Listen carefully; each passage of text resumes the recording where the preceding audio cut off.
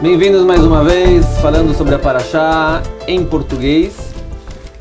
E a gente está logo depois dos Yamim Hanoraim, dos dias da Tshuvah, que nem a gente conversou antes também, né? Eu me sinto, acho que todo mundo que eu falei também sente assim, como se tivesse nos pegado para um outro planeta, ficado lá durante um mês, e de repente baixar de novo para o planeta Terra e tentar entender o que está acontecendo no planeta Terra depois que a gente subiu tão alto para mundos elevados, nas rezas de Yom Kippur, Rosh Hashanah, Sukkot. Realmente não tem como o judaísmo para conseguir criar uma experiência prática de judaísmo, quer dizer, não dá para ser judeu sem viver judaísmo. Isso que se aprende no Rodesh Tishrei, no mês de Tishrei. Fala que foi o meu aniversário também em Sukkot também, que é uma data importantíssima para o povo de Israel. Parabéns. Hoje a gente começa então, como diz a música, né? Latchil mi Bereshit. Começa de novo o Gênesis, começar desde o começo. Parashot do Bereshit são parashot tão cheias de assuntos que é quase difícil imaginar o que a gente pode começar a falar. Mas talvez a gente pode realmente começar do que é mais importante, que é a criação do homem. A criação do homem, a princípio, a gente encontra em duas vezes aqui no Sefer Bereshit, certo? Uma vez no capítulo 1, onde está escrito Vayomer Elokim, Naseh Adam Betzalmeinu Kidmutenu. Vamos fazer, Deus disse, vamos fazer o homem de acordo com a nossa imagem. Veirdu bidgat hayam uveof hashamayim ubabemah uvechol haaretz. Eles vão reinar, eles vão comandar, eles vão ter poder sobre todos os pássaros do céu, dos animais, em toda a terra. Vechol haremes aromes haaretz, todos os répteis e os que estão na terra, o homem vai reinar. E ele criou, Vaivra Elokim et Adam betzalmo, betzel Elokim barato, zachar unekeva barotam, criou eles, homem e mulher, masculino e feminino. Esse é o capítulo 1. Depois, no capítulo 2, a gente encontra, depois que já terminou a criação, 6 dias, o Shabat também já passou, então aparece então no capítulo 2, versículo 7, Vayitzer Hashem Elokim et Adam afar min adama. E Deus criou o homem da terra, Veipach be'apav nishmat chaim, ele colocou dentro dele uma alma viva, Vai Adam lenefesh chayai, o homem se tornou uma alma viva. Quer dizer, a princípio, existem 2 prakim que estão relatando a mesma coisa, a criação do homem. Então, talvez a primeira pergunta seria, por que a gente tem que relatar a criação do homem 2 vezes? Se eu não me engano, até no Bikorat HaMikra, né, que são as pessoas que costumavam fazer toda a crítica que foi feita sobre a Bíblia, eles obviamente vão pular já felizes e dizer, está aqui a prova que foi escrito por vários manuscritos, o primeiro perek foi escrito por alguém, o segundo foi escrito por fulano cicrano, e a gente tem essa seria a direção. Graças a Deus a gente sabe que toda a Torá foi escrita por Deus único, e a pergunta então, a partir daí a gente pode evoluir então e tentar entender então por que Deus, quando escreveu 2 relatos diferentes da criação do homem. Sim. Essa pergunta que você fez dos 2 relatos já tem uma referência. Viveu o Rabino Mordechai Breuer, Zichrono Livracha, que escreveu um livro Pirkei Moadot, que ele se refere a isso que você falou, e realmente teve crítica bíblica desses 2 relatos, e ele tenta explicar que são 2 aspectos da criação da realidade. E se é assim, a gente tem que pensar por que tem essa diferença, o que a história vem, a diferença da história. Quando a Torá geralmente conta a mesma história 2 vezes, ou em 2 lugares diferentes, ela quer que a gente olhe as diferenças para poder ver, para aprender alguma coisa das diferenças, do contraste. Aprender do contraste das histórias, e desse contraste você tirar um lekar, tirar alguma conclusão, algum ensinamento, né? E igual você falou realmente que no Perek Aleph, se a gente for reparar, o Perek Aleph é naturalista. O homem é parte da natureza. Tem a criação do mundo, tem uma evolução, é relatado que os animais foram criados, é verdade que o homem é o auge do final da criação, mas ele é como se fosse...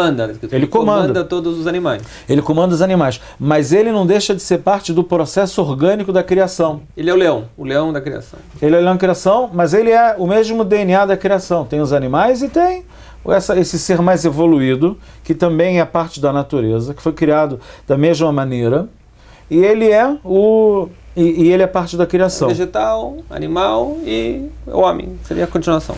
Você pode até ver a evolução natural incutida dentro do Perek Aleph. A evolução que se fala hoje em dia, a evolução científica darwinista, ela segue a ordem. O Gênesis 1 segue a coerência da evolução dos animais inferiores até os animais superiores.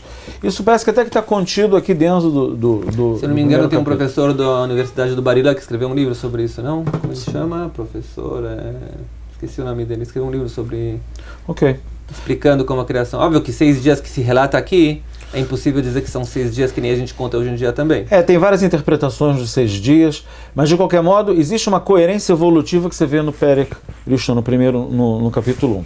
No capítulo 2, a criação do homem é algo em laboratório, como se fosse. O homem não é parte da criação, é como se Deus e os anjos pegam a terra em algum tipo de laboratório celestial. Porque está escrito antes, né? Está querendo dizer... sobe um vapor da terra e... E de repente o homem é criado do pó da terra. No primeiro capítulo não está escrito que ele foi criado do pó. Só no segundo. Sim. Esses detalhes, é como se o homem é outra criação. Tem uma criação do homem animal no Perek Rishon e tem esse homem aqui... A Kabbalah quer dividir, que fala que o primeiro é Bará, é uma criação mais... um é mais física, outra mais espiritual, que são planos diferentes, mundos diferentes, Briá e Yetzirá. Até o verbo aqui no Perek Bet, no segundo, é Vayetzer, que é considerado ligado ao mundo da Yetzirá, e o primeiro é o do mundo da Briá, é o briático.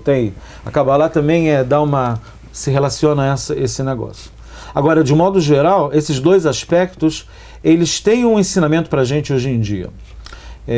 Porque a nossa realidade do homem, ela é bem dual. A gente às vezes, mesmo nós, pessoas como individuais, às vezes a gente sente que é parte de um todo. A gente é parte de um todo. Eu, você, a gente é todo parte de uma grande massa de pessoas do mundo, e você é mais um dos bilhões de pessoas que estão na Terra. Mais uma molécula. Mais uma molécula dentro desse organismo gigantesco. Muitas vezes a gente se vê como o centro da criação. A gente é porque o nosso ponto de vista, aqui tem 3 câmeras. Uma está filmando a mim, outra você e outra no geral. A gente tem a nossa câmera do mundo e a gente é o centro do nosso mundo. Quando a gente anda, não é o mundo que está... Não é a gente que está andando, é o mundo que está... E a gente está parado, né? Quando a nossa referência... o mundo está virando e a gente está parando. Exatamente, a referência é a nossa. E a gente vive numa dualidade, eu sou o centro do mundo ou eu sou a parte de um todo muito maior? O que eu sou? Onde é o ênfase? E qual é a realidade verdadeira? Na verdade, são esses dois aspectos que o Sefer Bereshit já está falando. Que, por um lado, o homem ele é parte do todo, e, por um lado, ele é uma criação por si só. Tem um lado moral que o Rabbi Israel Misalanter, que é o rabino que era o que criou o movimento do Mussar, da ética no judaísmo, ele costuma falar que a pessoa tem que andar com 2 ptaquim, 2 bilhetinhos, um em cada bolso. Num está escrito, Ani Afar Vaefer, eu sou pó. Igual Avraham falava. Pó e terra. Eu sou pó da terra. Eu sou algo nada. E o outro tem que estar escrito Bishvilin Ivraolam. Para mim, o mundo foi criado. Eu sou o centro da criação. Você tem que andar com cada pete, com cada bilhetinho, cada bolso, para se lembrar desses dois. Lembrar o tempo todo. Tem essa tensão, tem essa dualidade, que por um lado, a gente é o centro da criação, o homem, e cada um de nós, a gente é o centro da vida. Por outro lado, a gente é mais um dentro de toda essa humanidade gigantesca que existe hoje em dia. Como se relacionar a isso? Qual é a chave para você saber viver nessa situação que parece paranoica? Que, pronto, eu sou o centro do mundo, é uma coisa bem egoísta de falar. Também que em termos do cosmos também, Sim. Universais também, é a famosa discussão que entrou no mundo, que se chama hoje em dia de princípio antrópico. Sim. O princípio antrópico, na verdade, vem em contrapartida. No começo, ali na história, as pessoas imaginavam, né, que a Terra é o centro do universo e tudo vira em torno da Terra, que tinha influência, né, que Sim. o homem é o centro do universo. Sim. E todo mundo foi criado por o homem. Por outro lado, quando começaram a sair do planeta Terra e descobrir que, na verdade, pode-se olhar, né, a Terra como não sendo o centro do universo, que a Terra é só um pequeno ponto em milhões de estrelas e universos distintos. Universos não, galáxias, e hoje em dia também costumam se dizer universos também. Então, realmente a pessoa começa a pensar, então o que eu sou? Não sou nada, então, a princípio. Até que veio o princípio antrópico e diz que é interessantíssimo que, apesar que a gente realmente é um ponto pequeno no universo, em termos De importância. não só importâncias físicos também, né? É impressionante como a Terra foi criada com as condições ideais realmente para o homem existir, como se alguém tivesse realmente, Sim. como alguém tivesse realmente ensinando para a gente. Vocês são um ponto no universo bem pequeno, mas saibam vocês que é um ponto muito importante esse ponto. Sim. Ele é muito complexo. O cérebro de uma pessoa diz que é mais complexo que algumas galáxias. Então, andam muitas galáxias aqui dentro desse planeta, nesse ponto pequeno. Essa discussão é muito já longa, que Ruth Shani, como uma linha que sempre existiu, essa tensão sempre existiu. Por exemplo, a discussão entre o Renascimento e o mundo antigo. Por exemplo, existia a discussão entre a teocracia, dizer que o mundo tem que estar reunido em torno de Deus. Não, o mundo tem que estar reunido em torno do homem. O homocentrismo. O teocentrismo e o homocentrismo. Então esse é antropocentrismo também. Então, o que está no meio? O que está no meio? É o mundo, é Deus, é o homem que está no centro. Quem a gente põe no foco central? Qual é o foco central nosso? Então, no nível ético tem isso que a gente falou do Rav Israel Misalanter, que a pessoa tem que saber dosar. A nível moral, de entender que por um lado, a nível moral, você não pode achar que você é o centro de tudo. Por outro lado, você tem que entender que o mundo foi criado para você. O que quer dizer que o mundo foi criado para você? É um dualismo que não é simples de conseguir chegar. Não é simples. Inclusive tem existe a humildade junto com a Sim. A humildade junto com a, vamos dizer assim, não vamos dizer arrogância, mas saber da sua importância pessoal. O individualismo, a gente pode falar, como a gente vai equilibrar esse individualismo com esse lado de coletivo, olhar o outro. Se eu for muito individualista, pode ser que eu vou negar a existência do outro, eu vou estar sendo arrogante, eu não vou estar ajudando os outros. E se eu não for nem um pouco individualista, eu vou estar fazendo uma autonegligência, por outro lado, que também não é certo. Igual o Ramim falaram, você ama o próximo, mas não mais do que a si mesmo. Eu vou acrescentar uma coisa interessante aqui nesse ponto, né? Eu falei uma vez já também sobre as nossas gravações em espanhol, que existe um livro muito interessante, né, que foi escrito num acidente de avião que teve no Uruguai em 1960 e poucos, 70 talvez, uma coisa assim, de um grupo de rugby que estava viajando na direção sobre as montanhas dos Andes. O avião caiu e eles passaram lá acho que 80 dias. Uma história famosa porque tiveram que comer os corpos, uma história toda muito famosa lá. Fizeram Sheila Porava Mital na época sobre a questão da sobrevivência. Da sobrevivência deles lá? Bom, acho que não tem dúvida. Mas essa é uma questão. A questão foi interessante lá, que quando você lê o livro, acho que é chamado a Sociedade da Neve, assim chama o livro. Muito interessante, muito interessante. E dentro do livro tem muitas concepções sobre a vida, que as pessoas tinham que pensar muito sobre os valores da vida. E um dos valores foi esse, na verdade, que alguém escreveu uma coisa que ele aprendeu lá. Ele falou, por um lado, se a gente não ajudasse um outro, se a gente não fosse uma sociedade, todo mundo ia morrer. Por outro lado, aqueles que só olhavam para os outros, ele não existe, só os outros existem, não tinha nenhum valor a si mesmo, não duraram também. Quer dizer, então tem que encontrar, foi uma pergunta de vida e morte, cada um tinha que encontrar, e se ele morresse, é um ponto a menos também para a sociedade. Sim. Ou seja, um ponto tem que se juntar ao outro, que a pessoa tem que entender que por um lado você tem que se preocupar com a sociedade, se realmente, por outro lado você tem que ser às vezes um pouquinho egoísta e perceber que a tua vida é muito importante também. Sim. Esse é o dualismo que a gente está falando agora. Esse é exatamente o ponto que eles falaram lá. Agora, se a gente quiser, além do lado ético e de maneira de pensar sobre isso, entender essa dualidade, se a gente for tentar pensar em Alahá Lema'aseh, na prática, como a pessoa pode viver com esse dualismo, uma das pessoas que deu uma resposta sobre isso é um filósofo moderno existencialista chamado Emerson. Ele falou uma coisa muito interessante. Não Fittipaldi. Não. Emerson falou uma coisa muito interessante sobre isso. Ele também foi sensível a esse dualismo que existe entre o individualismo e o geral, o homem como o centro do universo, o homem. Qual é a abordagem que você tem que ter? Então, ele falou que a abordagem é dupla. Você pode fazer assim, existe um jogo legal para fazer. Você pode jogar um jogo assim. Quando a gente, no mundo, a gente espera-se da gente sempre, em qualquer sociedade, que você seja uma pessoa que sabe receber e sabe contribuir. Você sabe receber recursos e ganhar recursos, e depois que você conseguiu converger esses recursos para você, que você é uma pessoa já tem os recursos intelectuais, você pode retribuir para a sociedade. Então, Nessa fase, ou durante quando você está nesse estado de receber os recursos, se olhe como o centro do universo. Nessa hora você é o centro do universo. Na hora eu estou falando com você, eu no seu mundo agora estou sendo um elemento que está te dando uma informação. Tudo que em volta de mim, na verdade, está para me servir, no sentido de eu receber esses recursos, eu captar esses recursos, para eu me autoconstruir assim. Tudo. A professora que te deu aula na escola, aquela pessoa, o seu pai, a sua mãe, todo mundo que falou com você, toda a experiência que você teve, tudo que você foi parte, é parte do teu mundo, como se fosse subordinado a você, e está entrando para você como se fosse um grande funil, que está entrando em você, você é o centro, e está sendo alimentado com uma colherzinha por todo esse mundo em volta, e você está no centro, com o babador, e você recebe de tudo, e você é o centro do universo, nesse momento, nesse contexto. Tudo bem.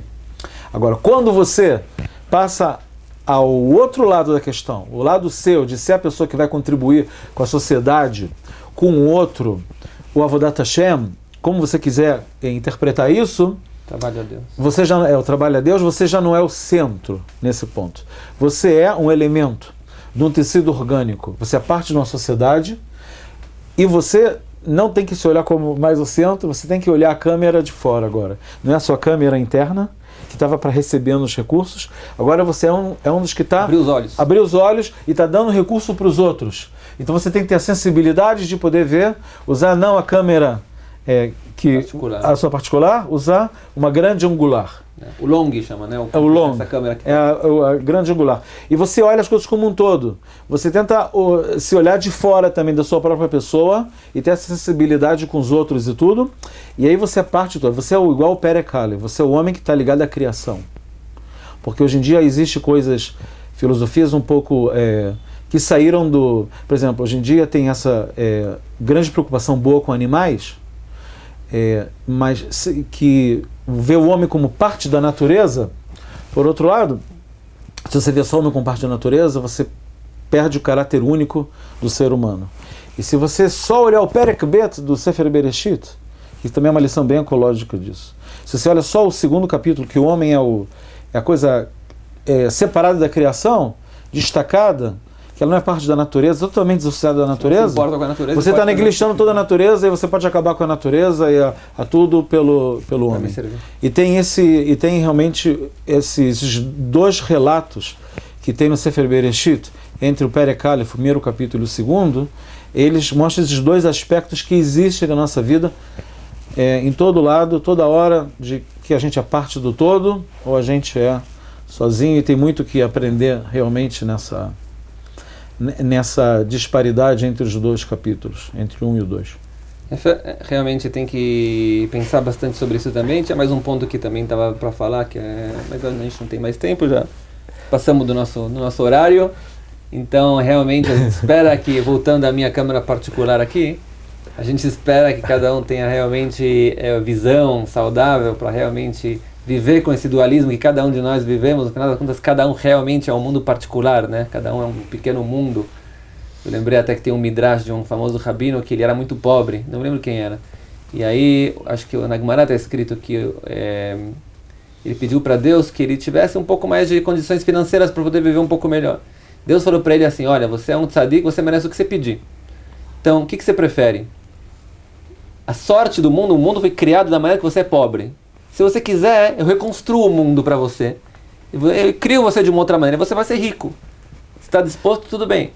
Aí ele começou a pensar, ele falou: quanto tempo ainda eu tenho para viver? Ele falou para ele, não lembro quanto tempo, 10 anos, 15 anos. Por 15 anos vale a pena destruir o mundo todo, Deus, deixa para lá. Quer dizer, foi a grandeza dele, né? Por um lado, começar com a parte particular dele, depois perceber que nem sempre vale a pena para Deus mudar o mundo todo por tua causa também.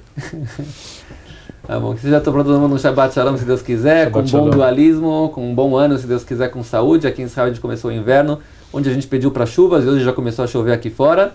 E a gente espera que tenha todo mundo um Shabbat Shalom. Shabbat Shalom.